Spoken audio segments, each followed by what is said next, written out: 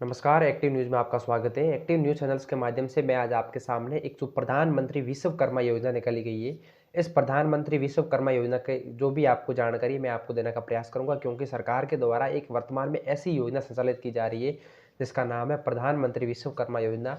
और इस योजना के अंतर्गत लगभग 15 से 18 कैटेगरी के लोगों को शामिल किया गया है।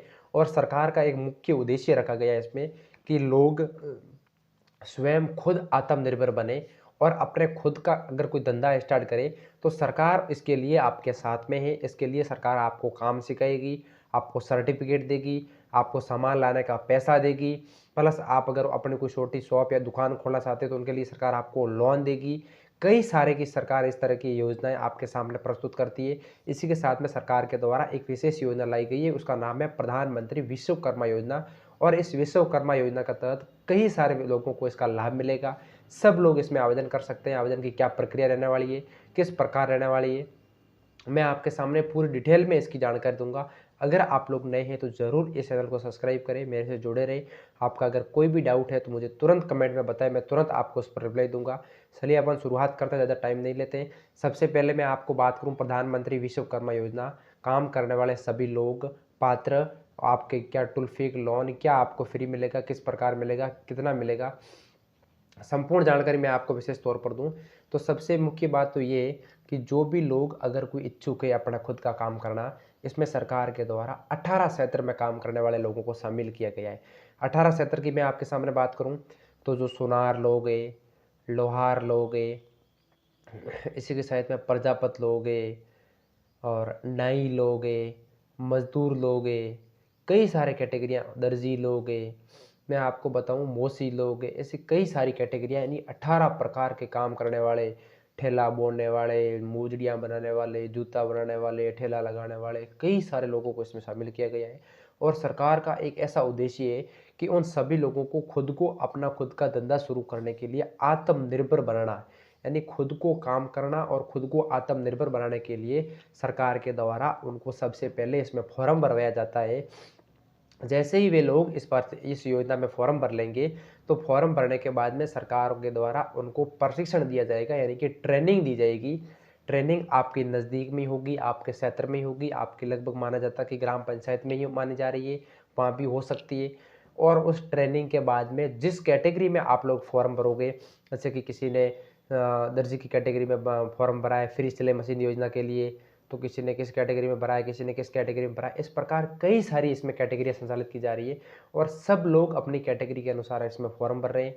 और फॉर्म भरने के बाद में आपको इसके ऊपर सिखाया जाएगा। आपकी ट्रेनिंग होगी 15 दिन की, और उस 15 दिन की ट्रेनिंग के अंतर्गत आपको भत्ता भी दिया जाएगा सरकार के द्वारा। यानी ट्रेनिंग में भी आपको पैसा देंगे, प्लस ट्रेनिंग में आपको सिखाएंगे भी। दोनों काम सरकार के द्वारा इस योजना के तहत किया जाएगा। और जैसे ही आपकी ट्रेनिंग पूरी होगी, आपको वही काम सिखाया जाएगा जिसमें आप रुचि रखते हैं और जिसका आपने आवेदन करते समय फॉर्म भरा है। कि किसी ने मान लो दर्जी की कैटेगरी में फॉर्म भरा है, तो उसको सिलाई मशीन से संबंधित काम सिखाया जाएगा। किसी ने अगर मान लो कोई नाई की कैटेगरी में फॉर्म भरा है, तो उनको नाई का काम ही सिखाया जाएगा। इस प्रकार जो आप फॉर्म भरोगे वही आपको सिखाया जाएगा। किसी ने जैसे कि कोई नॉर्मल कोई कोर्स के लिए फॉर्म भरा है, तो उनको उसी उसी के अंतर्गत सिखाया जाएगा।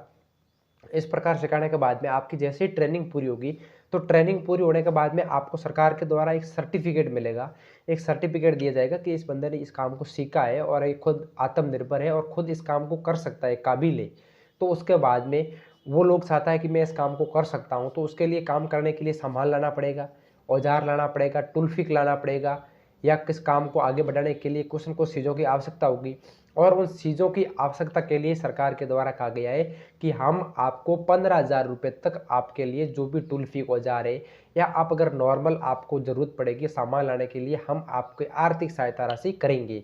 और इसी के साथ के द्वारा सरकार ने कहा है कि आप लोग अगर इस काम को सीखोगे, खुद आत्मनिर्भर बनोगे और शुरुआत करोगे, तो सरकार आपके साथ में है और आपको आगे बढ़ाने में हेल्प करेगी। लेकिन अगर कोई लोग ये चाहता है कि नहीं, 15,000 रुपये का हम टूल फिक औजार तो ले आएंगे, लेकिन इस काम को शुरू कहाँ करेंगे?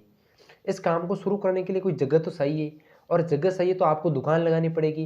दुकान लगानी पड़ेगी तो आपका 15,000 में कुछ होने वाला नहीं है, 15,000 में आपकी दुकान लगेगी नहीं। इसके लिए सरकार के द्वारा एक अच्छा कदम उठाते हुए कहा गया है कि आप लोग अगर दुकान लगाना चाहते हो, तो आपको सरकार लोन दे देगी। यानी आप लोगों ने इसमें फॉर्म भरवाया है, आपने कोर्स सीखा है, तो सरकार के द्वारा आपको इसमें लोन भी मिल जाएगा।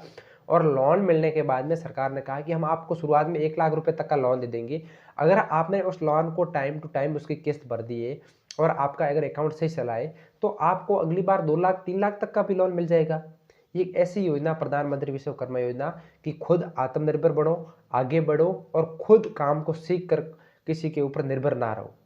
खुद आत्मनिर्भर बनेंगे, खुद आप सीखोगे, तो आप खुद अपना काम स्टार्ट कर सकते हैं प्रधानमंत्री विश्वकर्मा योजना के तहत। और इस प्रकार इसमें कई सारे लाभ आपको मिलने वाले हैं।